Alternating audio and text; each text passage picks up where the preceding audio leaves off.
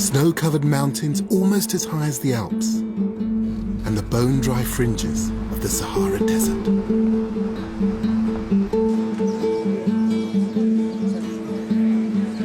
En Arabic.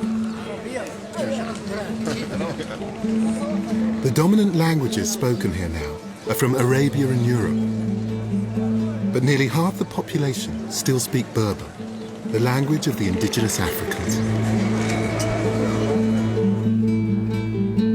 1,000 years ago, this was their land, but there was no sense of a nation-state.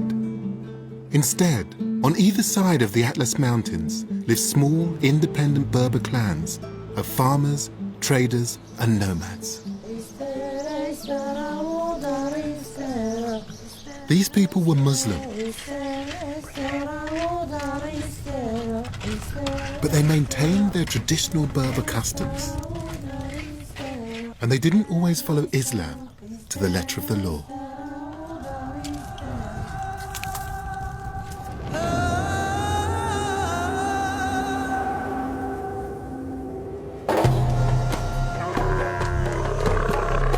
But in the mid-11th century, one man changed everything.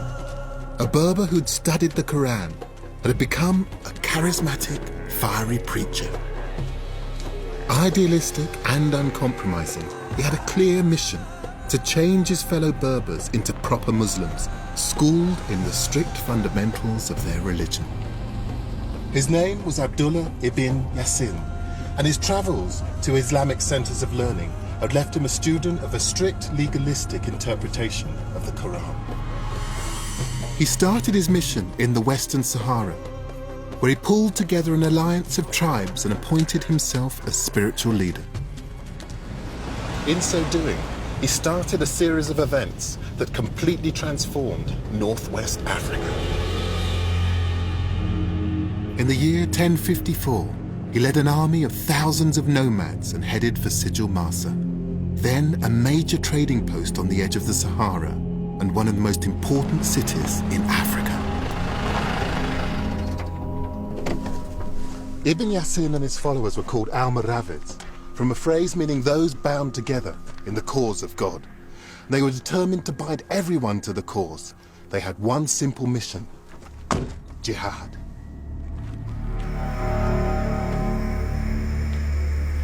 The term jihad today carries connotations for many people of anti-Western extremism.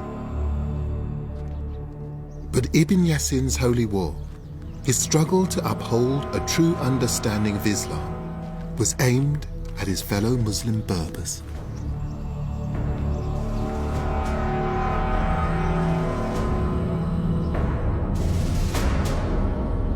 This spectacular ruin is now all that's left of Sijlmasa, a city of well over 50,000 people, built in the middle of one of the biggest oases in Africa. Now a quiet and tranquil backwater, the date palms and irrigated fields hide clues to a much bigger and more significant past. And it's on a shingle bank, at the heart of the oasis, where the ruins of the mud-built city lie. The taking of Sijlmasa would be the first major building block of an Almoravid kingdom. So what attracted Ibn Yassin here? The wealth of the city. This city was very prosperous. In fact, it was the commercial hub of Morocco, a huge city in a huge oasis. Dr. Eric Ross has been involved in some of the recent archaeological studies here that have confirmed why this was such an important prize for Ibn Yassin. I call it the Casablanca of 1,000 years ago. Yes. Because Morocco wasn't looking to Europe or the Atlantic, it was looking across the Sahara. The Sahara was wide open to trade. So there were goods coming from all over the region and they were being traded and exchanged here? Yes. And what sorts of things are being traded here? Cloth, manuscripts and books, horses also.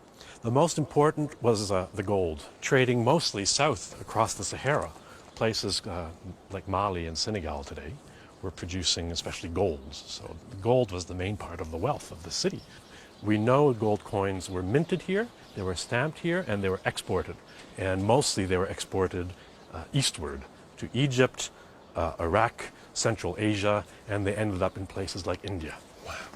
So they're trading tendrils. They'd stretched all the way from West Africa as far as South Asia. Yes, absolutely. It's a trading powerhouse.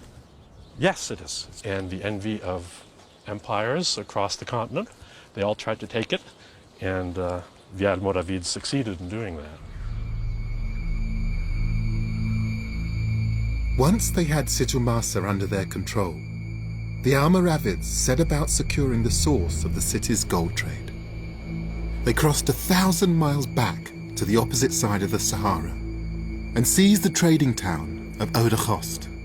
By controlling the supply of gold across the desert, they had a virtual monopoly on this, the most lucrative of trades.